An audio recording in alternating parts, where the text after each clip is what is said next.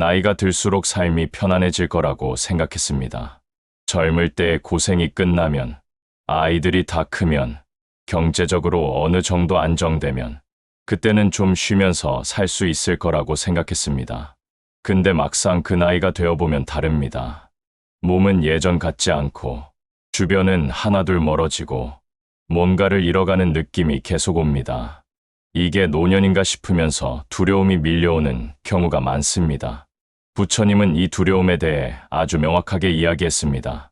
노년의 고통은 늙어서 오는 게 아니라고 했습니다. 노년을 어떻게 살아야 하는지 모르기 때문에 온다고 했습니다. 이 말이 굉장히 중요합니다. 늙는다는 건 막을 수 없습니다.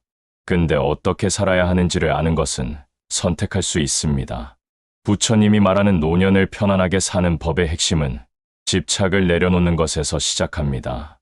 집착이라고 하면 뭔가 탐욕스러운 것만 생각하기 쉽습니다. 근데 부처님이 말하는 집착은 훨씬 넓습니다. 지나간 시절에 대한 집착, 젊었을 때의 모습에 대한 집착, 과거의 지위나 역할에 대한 집착, 한때 가졌던 것들에 대한 집착, 이것들이 노년을 힘들게 만드는 집착입니다. 예전에는 이런 사람이었는데 라는 생각이 자꾸 올라올 때 그 생각이 지금의 자신을 초라하게 만듭니다. 한때는 능력이 있었는데, 한때는 건강했는데, 한때는 많은 사람들이 나를 필요로 했는데, 이 한때가 현재를 잡아먹기 시작하면 지금 이 순간을 제대로 살 수 없게 됩니다. 부처님은 이것을 강의 흐름에 비유했습니다. 강물은 위로 거슬러 올라가지 않습니다. 강물은 지금 흐르는 방향으로만 흐릅니다. 그 흐름을 거스르려 할 때 고통이 생깁니다. 노년도 마찬가지입니다. 지나온 시간을 붙잡으려 할 때 고통이 생기는 겁니다. 지금 이 시간을 그대로 받아들이고 그럴 때 편안함이 옵니다. 받아들인다는 게 포기한다는 의미가 아닙니다. 지금 내가 있는 자리를 있는 그대로 보는 겁니다. 몸이 예전 같지 않다면 지금의 몸으로 할 수 있는 것을 하는 겁니다. 체력이 줄었다면 그 체력에 맞는 리듬으로 사는 겁니다. 이게 수능이 아니라 지혜입니다. 부처님이 노년에 대해 강조하는 또 하나의 핵심이 있습니다. 비교를 멈추는 것입니다. 나이가 들면 비교가 두 방향으로 일어납니다. 젊었을 때의 자신과 지금의 자신을 비교하거나 자신보다 더 건강하거나 더 풍요로운 노년을 사는 사람들과 자신을 비교하거나 두 가지 비교 모두 지금 자신을 갉아먹습니다. 부처님은 비교가 고통의 뿌리 중 하나라고 했습니다. 비교는 항상 부족함을 만들어냅니다. 기준이 되는 대상보다 나은 것을 찾으면 잠깐 우월감이 오지만 그 우월감은 오래가지 않습니다. 곧 또 다른 비교 대상이 생깁니다. 반면 비교를 멈추고 자신의 삶 자체를 보기 시작하면 지금 이 순간에 있는 것들이 보이기 시작합니다. 아직 건강한 부분, 아직 함께하는 사람들, 아직 할 수 있는 것들, 이것들이 비교의 눈을 내려놓을 때 비로소 보입니다. 부처님은 노년을 편안하게 사는 데 있어서 관계의 질을 매우 중요하게 이야기했습니다. 나이가 들수록 관계의 수보다 관계의 깊이가 중요해집니다. 젊을 때는 많은 사람을 알고 지내는 게 자산처럼 느껴집니다.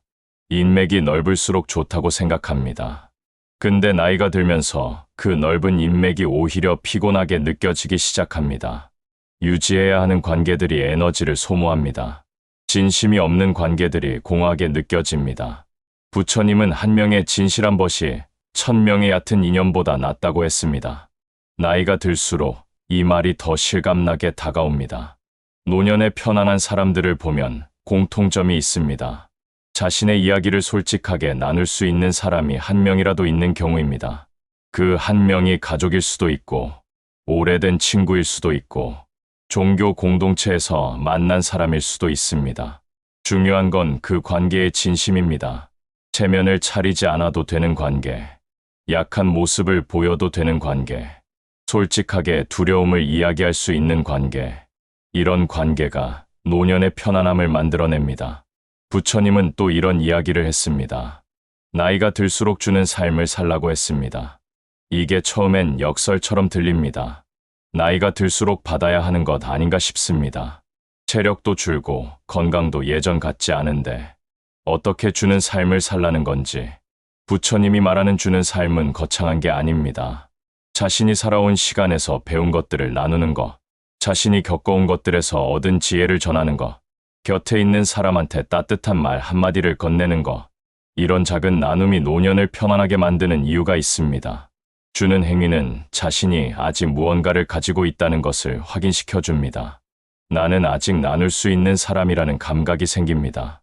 이 감각이 노년의 위축감을 막아줍니다. 나이가 들면서 자신이 쓸모 없어지는 것 같은 느낌이 드는 사람들이 있습니다. 이 느낌이 굉장히 고통스럽습니다. 근데 주는 삶을 통해 이 느낌이 바뀝니다. 내가 아직 누군가한테 필요한 존재라는 것, 이게 삶의 의미를 만들어냅니다. 부처님이 노년에 특히 강조했던 수행이 있습니다. 바로 감사의 수행입니다. 감사라는 게 단순히 좋은 일이 있을 때 고마워하는 게 아닙니다. 부처님이 말하는 감사는 지금 이 순간 살아있다는 것 자체에 대한 감사입니다.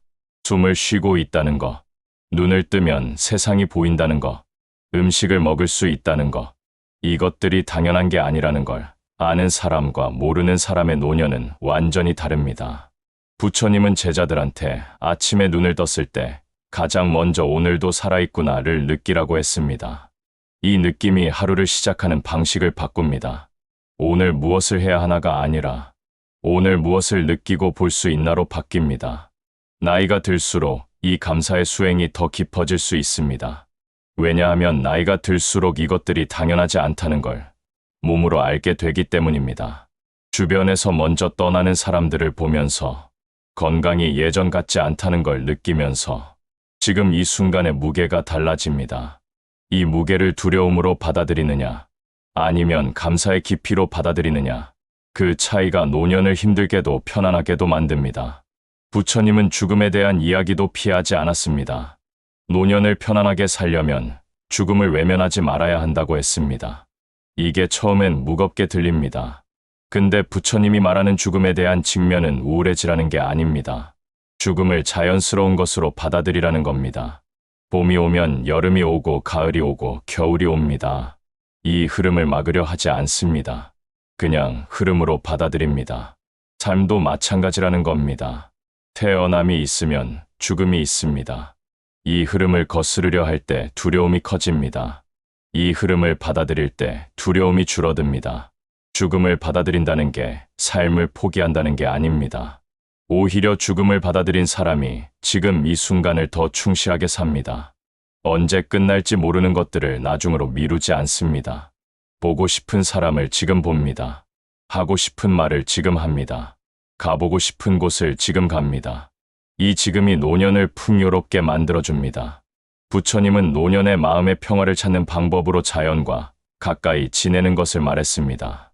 꽃이 피고 지는 것을 보는 것, 바람이 부는 것을 느끼는 것, 비가 내리는 소리를 듣는 것, 이런 것들이 단순한 취미가 아닙니다. 자연의 흐름 안에서 자신의 흐름을 보는 겁니다. 꽃이 진다고 꽃이 실패한 게 아닙니다. 그냥 꽃의 시간이 지나간 겁니다. 사람도 마찬가지입니다. 자연을 가까이 하는 것이 노년에 특히 중요한 이유가 여기에 있습니다. 자연은 가르치지 않고 보여줍니다. 모든 것은 흐른다는 것을, 그 흐름이 아름다울 수 있다는 것을 그냥 보여줍니다. 부처님이 노년을 이야기하면서 빠뜨리지 않았던 것이 있습니다. 몸을 돌보는 것입니다. 나이가 들면 몸이 더 많은 관심을 필요로 합니다. 근데 많은 사람들이 몸의 신호를 무시하거나 아니면 반대로 몸의 변화에 지나치게 집착하거나 합니다. 부처님은 중도를 이야기했습니다. 지나친 무관심도 아니고 지나친 집착도 아닌 균형입니다. 몸이 보내는 신호를 들으면서 그 신호에 맞게 생활을 조절하는 것. 이게 노년의 몸을 대하는 지혜로운 방법입니다. 무리하지 않는 것, 충분히 쉬는 것, 먹는 것에 주의를 기울이는 것. 이것들이 노년의 몸을 돌보는 기본입니다. 근데 이 몸을 돌보는 것이 몸에만 국한되지 않습니다. 부처님은 몸과 마음이 연결되어 있다고 했습니다. 마음이 편안하면 몸도 편안해집니다. 몸을 돌보는 것이 마음을 돌보는 것과 함께 이루어져야 합니다. 노년의 마음을 돌보는 가장 기본적인 방법이 있습니다. 하루에 한 번이라도 고요히 앉아있는 시간을 갖는 겁니다. 명상이라는 거창한 이름을 붙이지 않아도 됩니다. 그냥 아무것도 하지 않고 앉아 있는 겁니다. 눈을 감고 숨을 고르는 겁니다. 지금 이 순간 내가 여기 있다는 것을 느끼는 겁니다. 이 시간이 쌓이면 마음이 달라집니다. 세상의 소음에 덜 흔들리게 됩니다. 사소한 것에 덜 예민해집니다. 지나간 것에 덜 집착하게 됩니다. 노년을 편안하게 사는 것은 조건이 갖춰져야 가능한 게 아닙니다. 건강이 완벽해야 하는 게 아닙니다. 경제적으로 충분해야 하는 게 아닙니다. 자식들이 잘 되어야 하는 게 아닙니다. 부처님이 말하는 노년의 편안함은 내 안에서 오는 겁니다. 지금 있는 것에서 찾는 겁니다. 지금 이 순간을 충분하다고 느끼는 마음에서 오는 겁니다. 그 마음은 저절로 오지 않습니다. 매일 조금씩 닦아야 합니다. 집착을 내려놓으려는 노력, 비교를 멈추려는 노력, 감사를 찾으려는 노력, 고요한 시간을 가지려는 노력, 이 작은 노력들이 쌓여서 노년의 편안함이 됩니다. 부처님이 살던 시절이나 지금이나 사람이 나이 드는 것은 같습니다. 몸이 변하고 주변이 변하고 삶이 변합니다. 그 변화 앞에서 어떤 마음으로 서느냐가 편안한 노년을 만드느냐, 힘든 노년을 만드느냐를 결정합니다. 부처님은 그 마음의 방향을 알려줬습니다. 지금 이 순간으로 오는 것, 있는 것을 보는 것, 흐름을 받아들이는 것, 나누는 것, 고요한 것, 이것들이 노년을 편안하게 사는 법입니다. 이것들이 나이와 상관없이 지금 시작할 수 있는 것들입니다. 노년을 힘들게 만드는 것 중에 사람들이 잘 인식하지 못하는 게 있습니다. 바로 역할의 상실입니다. 젊을 때는 자신이 맡고 있는 역할이 있습니다. 일터에서의 역할, 가정에서의 역할, 사회에서의 역할, 이 역할들이 자신이 누구인지를 규정합니다. 나는 이 회사의 부장이고, 나는 이 집의 가장이고, 나는 이 마을에서 이런 역할을 하는 사람이라는 정체성이 있습니다. 근데 나이가 들면 이 역할들이 하나씩 사라집니다. 일을 그만두게 되고, 아이들이 독립하고, 사회적 역할도 줄어듭니다. 이때 찾아오는 공허함이 굉장히 큽니다. 내가 이제 누구인지 모르겠다는 느낌이 옵니다. 아무도 나를 필요로 하지 않는 것 같은 느낌이 옵니다. 부처님은 이 공허함의 뿌리를 정확하게 짚었습니다. 역할을 자신이라고 착각했기 때문에 생기는 공허함이라고 했습니다. 역할은 자신이 아닙니다. 역할은 자신이 하는 것입니다. 역할이 사라져도 자신은 사라지지 않습니다. 이 구분이 처음엔 철학적으로 들릴 수 있습니다. 근데 이걸 실제로 체감하면 노년의 공허함이 달라집니다. 일을 그만뒀을 때 내가 사라진 게 아닙니다. 그 역할이 끝난 겁니다.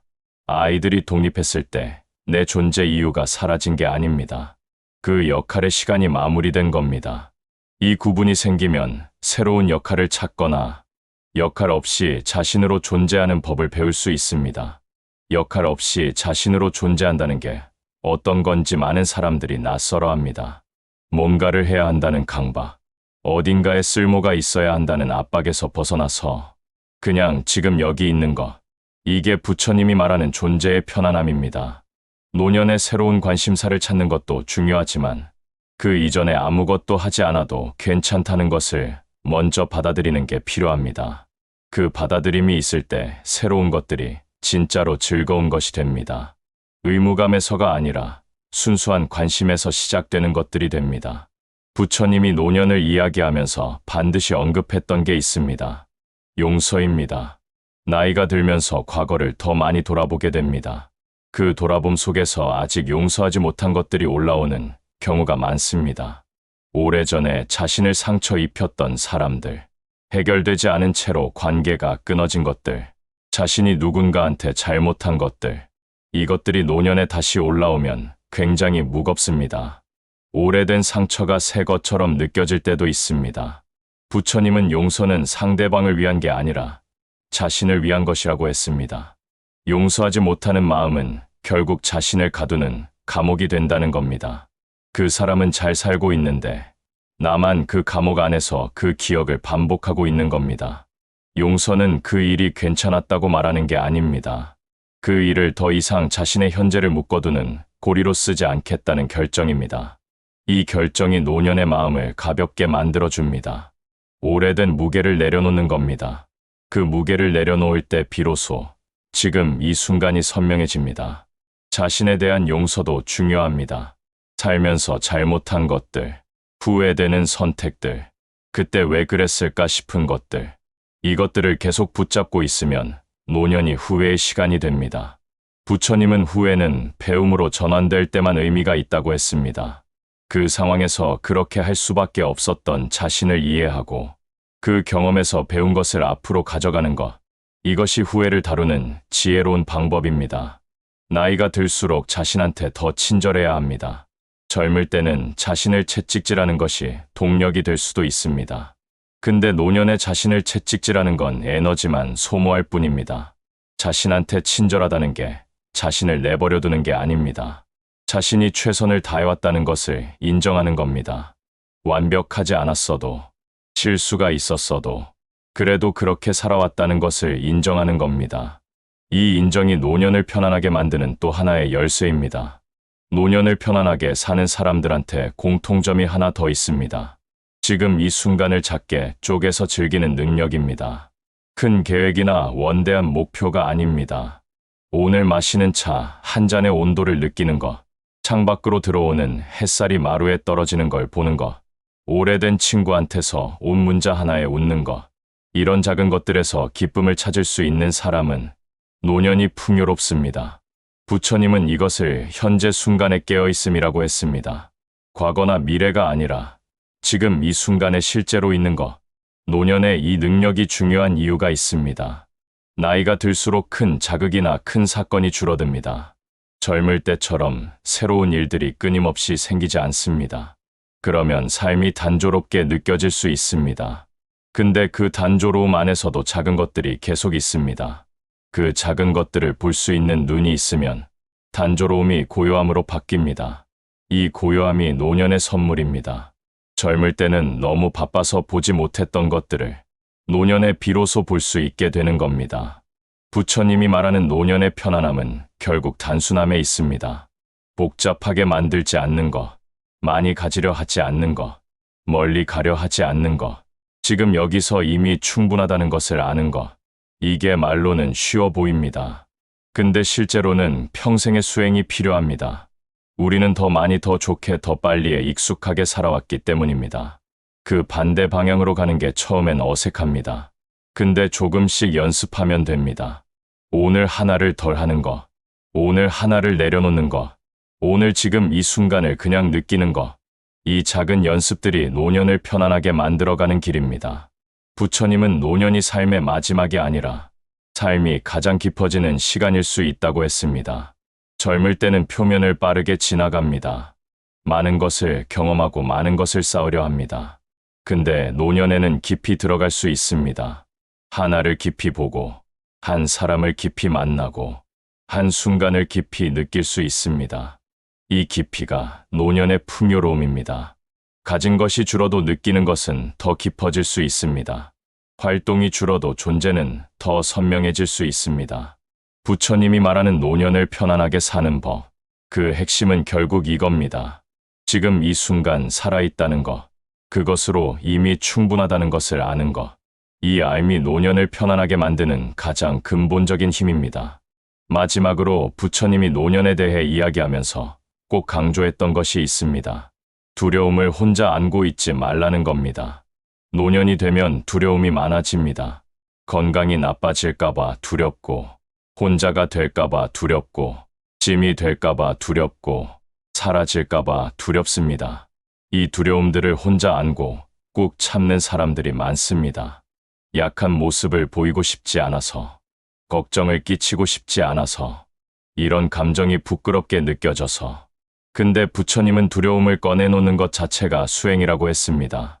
두려움을 인정하는 것, 그 두려움을 신뢰할 수 있는 사람 앞에서 말하는 것, 이 행위 자체가 두려움의 크기를 줄여줍니다. 혼자 안고 있는 두려움은 밤마다 커집니다. 꺼내놓은 두려움은 빛 속에서 작아집니다. 신뢰하는 사람에게 지금 이게 두렵다고 말할 수 있는 것, 이게 노년의 편안함을 지키는 아주 중요한 방법입니다. 이 신뢰를 나눌 수 있는 관계가 없다면 그 관계를 만드는 것부터 시작하면 됩니다. 나이가 들었다고 새로운 관계를 만들 수 없는 게 아닙니다. 진심으로 다가가면 어느 나이에서든 진심이 통합니다. 부처님이 살았던 그 오랜 시간에도, 지금 우리가 사는 이 시간에도 사람이 나이 드는 것의 본질은 같습니다. 무언가를 잃어가는 시간이기도 하고 무언가를 발견하는 시간이기도 합니다. 그 발견이 두려움을 이길 때 노년이 편안해집니다. 지금 어떤 나이에 있든 부처님이 말하는 이 지혜는 지금 시작할 수 있습니다. 노년을 준비하는 것도 지금 할 수 있고, 노년 한가운데 있다면 지금 이 순간부터 달라질 수 있습니다. 집착을 하나씩 내려놓는 것, 비교를 하나씩 멈추는 것, 감사를 하나씩 찾는 것, 고요한 시간을 하루에 조금씩 갖는 것, 이 작은 것들이 모여서 편안한 노년이 됩니다. 부처님이 말하는 노년을 편안하게 사는 법은 결국 지금 이 순간을 살아가는 법이기도 합니다. 노년의 편안한 사람들을 곁에서 오래 지켜본 사람들이 공통적으로 하는 말이 있습니다. 그 사람들이 특별히 좋은 조건을 가지고 있어서가 아니라는 겁니다. 건강이 완벽한 것도 아니고 경제적으로 넉넉한 것도 아닌데 어딘가 편안한 느낌이 있다는 겁니다. 그 편안함의 근원이 무엇인지를 보면 결국 부처님이 말한 것들과 닿아 있습니다. 지금 있는 것으로 충분하다는 것을 아는 것, 지나간 것을 붙잡지 않는 것, 오는 것을 두려워하지 않는 것, 나누는 삶이 받는 삶보다 풍요롭다는 것을 아는 것, 이것들이 말로는 단순하게 들립니다. 근데 이것들을 진짜로 아는 것, 머리가 아니라 삶으로 아는 것은 전혀 다릅니다. 그 알을 얻기 위해 오늘 한 걸음씩 나아가는 것, 그게 노년을 편안하게 사는 법을 향해 가는 길입니다.